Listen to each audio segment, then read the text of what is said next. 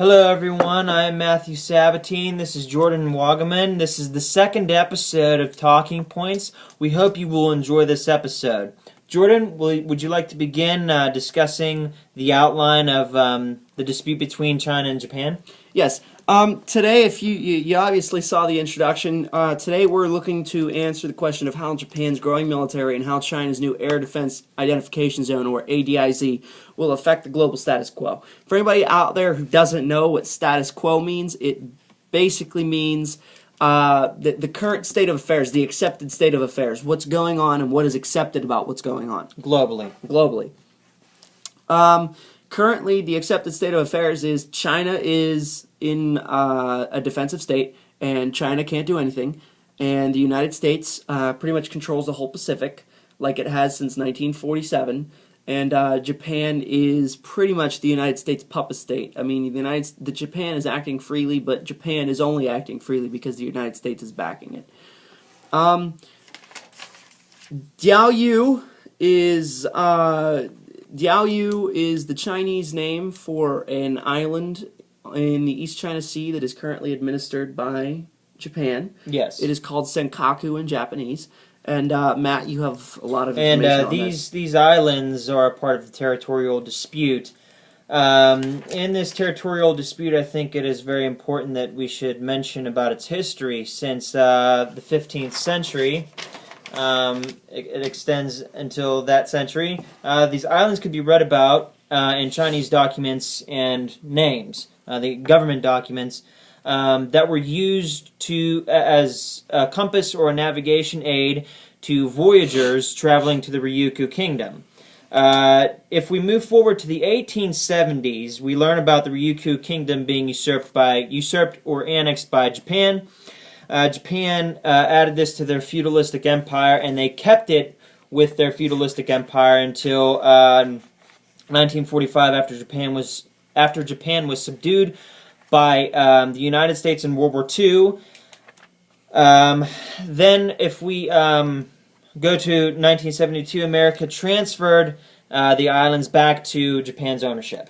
And Japan basically says, though we stole it from the Qing Dynasty in 1895, 1870. Japan claims that it's all, no one owned the lands, no one had legal ownership to the lands according to international law. And Japan is automatically in charge of it. And until and says that China could not make any valid arguments of proper legal rights and claims to ownership, considering they had never made any litigation attempts before. Until 1970, when oil deposits were discovered, or oil was discovered as being potentially existent therein. And essentially that just means that here's another conflict going on about oil. The ADIZ, it was introduced on November 27th by China. Basically what an ADIZ is, for people who aren't very informed on military terms, an ADIZ, or an Air Defense Identification Zone, is basically what the United States, China, Russia, Japan, South Korea, they basically say that within this identified area, our military will take care of all aerospace defensive operations. Meaning, within this area, if you are being threatening, you are seen as being threatening directly to our nation. You're not threatening the people within that area. You're threatening our nation, and our military will handle it. So, the Chinese military introduced a new ADIZ on November 27th that extended past their current ADIZ over Senkaku. And Japan, on December 11th, released its new security strategy. It's the first one since 1945. Matt? Well, I would like to make mention of the fact that globalresearch.org has information about Japan's ADIZ being constructed. The construction of its ADIZ is strictly mirroring what America's airspace map of 1945 is. Yes. So this is some evidence that the United States is guiding and owning Japan in this entire territorial dispute. Yes. Now, should we make mention of the International Court of Justice? China and South Korea together filed a complaint to the United Nations against Japan's infringing occupation across the continental shelf. Okay. I haven't read into this, so can you inform me about that? Well, tell me what the continental shelf is. The continental shelf essentially is just like, imagine China is this big block of sand in a tub of water, and when the sand is at a pile and it starts to slide down, and then there's a flat period of sand. What it is it's the stone and the rock, and it goes underwater and it hits a flat point, and then it eventually just drops off in the open ocean. And this continental shelf is where Senkaku sits, on the Chinese continental shelf. I see. And so logically, Senkaku is technically Diaoyu because it logically belongs to China. And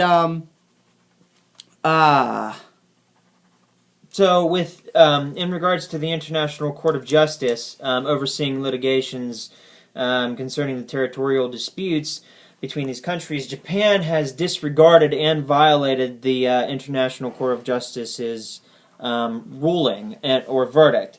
And this seemingly weakens any valid arguments or claims Japan tries to make for owning the lands. And the United States is supporting a country that will be subject to an illegal act of territorial expansionism, imperialism, and maritime aggression. The United States will be complicit in this. See, in 1947, when Japan's constitution was rewritten by the United States, its military was strictly kept to a defensive force. That's why it's called the Japanese Self-Defense Force. In the constitution, it states explicitly that Japan's military can in no way, shape, or form be used as an offensive force. And in this new national security strategy, the Prime Minister of Japan claims that they seek to create stronger ties with the United States, who already has 50,000 troops in country. And he vows to keep the self-defense force still strictly defensive, but he is increasing anti-missile defense systems to counteract North Korea's increasing ballistic missile capability, and he is increasing its naval capability, Japan's naval size. Theater missile defense system, yes, correct? And it is increasing its navy size to combat China's growing influence in the region. And this is all a result of threats from China. And Japan is seeking to become a huge international player here. It's starting alliances with South Korea. It's starting alliances with Australia. It's repealing laws that prohibit Japan from exporting arms so that it can become major players in new arms development deals with the United States, with the European Union, with Canada, and now that you mention of arms exports, Japan claims that it wants to be peaceful, but it cannot possibly be peaceful if it is easing its bans on arms exports. And Japan, to bring Japan to a wrap in this, I want to start talking about China. Yes. Japan is buying drones and CV-22 Ospreys from the United States so that it can project force into the region, which, in my opinion, is just outright offensive. And it is provoking China. Last night I read on China.org that China says Japan is demonizing China in articles and interviews, as well as the Defense White Paper of 2013, saying that China has intensified, increased, or expanded its activities in Japanese airspace and waters. Now, bizarrely and interestingly enough, the 1999 Defense White Papers say that China was given assent by Japan to increase and conduct military assignments in certain territories, but now Japan is having misgivings about this, especially now that Japan thinks China is touching down in the Senkaku areas. So basically, Japan in what was it? When did you say When did they gave China the right to do this? 1950s, you said? 1999. 1999 Defense White Paper. In 1999, my bad about that. In 1999, Japan was like, hey, China, you can take over the defensive administration of these areas. And now in 2013, they're saying, no, we take that back. Just because you're saying... Which should weaken their valid arguments. Exactly. Valid arguments for ownership to these lands and even more. Hong Lei, the foreign ministry spokesperson for China, he said that these unreasonable criticisms and of normal air and maritime activities and hyping of a Chinese threat in the region may have hidden agendas. And I feel that it does have a hidden agenda. Personally, I feel that Japan may, in due time, repeal its current constitution and allow for an offensive military force. And I would like to quote something that Hong Lei said. The Japan Daily Press quoted Hong Lei as saying, quote, "We are urging Japan to follow the historical trend and walk on the path of peaceful development and make due efforts to improve ties." Now, yes. What does this say? Basically, he's saying, stop trying to create a war. Please try and advance the peaceful ties that we have between our two countries. And China has said that it's willing to communicate with relevant countries on the issue of its ADIZ, on the issues of the Senkaku Diaoyu debates.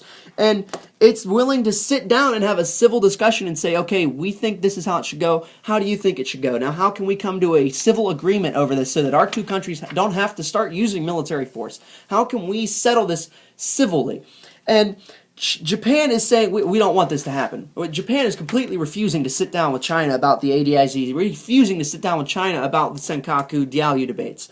And there are multiple countries that are in compliance with China's new ADIZ, South Korea, Thailand, Laos, Vietnam, just to name a few. And basically what this is showing is Japan is it's being offensive. China is simply saying, we don't want any conflict. All we're doing is saying we have logical ownership of these islands, and you took it from us, and we want them back. That's it. We don't want to fight about it. If you want to have a discussion about it, we can sit down and we can discuss it. And I think the most interesting part about this is how the United States is involved, because, I mean, not to be biased, but we're United States citizens. So, I mean, seeing how our own country is involved in this situation will be very... Yes, and as I mentioned before, the United States is endorsing Japan, which is will become a loser in the International Court of Justice's case. The International Court of Justice overseeing the case concerning this territorial dispute, the United States will be seen as complicit in an illegal act of maritime aggression and territorial expansionism. And so we do not want to see this occur in conjunction with a war with China. With China. And what is already going on is the United States, about 3 days after the ADIZ went into effect, out of Guam, the United States flew 2 B-52 Stratofortress bombers. These are heavy bombers that are nuclear capable. Sorry, I might be pronouncing that wrong. I always do for some reason. They flew straight through the ADIZ. They didn't inform China. They didn't respond to radio hails. They didn't do anything correctly with international law. And Chuck Hagel said the development of this new ADIZ, Chuck Hagel's our Secretary of Defense, he said the development of this new ADIZ challenges the current status quo and may lead to miscalculations in the region, which is a polite international way of saying, we already claimed this territory, and now that you're claiming it, and we both lay claim to it, and you're going to try and uphold that, we will try to stop you. And if something happens, you walked yourself into it. Don't come to us and say that we're starting a war. We already own it. Back off. That is a polite way of saying, we own it. Back off. And China has urged America to remain neutral in cases of sovereignty, like it already promised it would, and like our Constitution says we will. And looking forward, Matt, what do you think is going to happen in this situation? I'm hoping that this situation will occur similarly with to what happened with Syria. The conflict with Syria, or the possibility of the United States entering into a war with Syria, it abated completely. I'm hoping it will occur similarly to that situation, as well as the situation with North Korea a few months ago.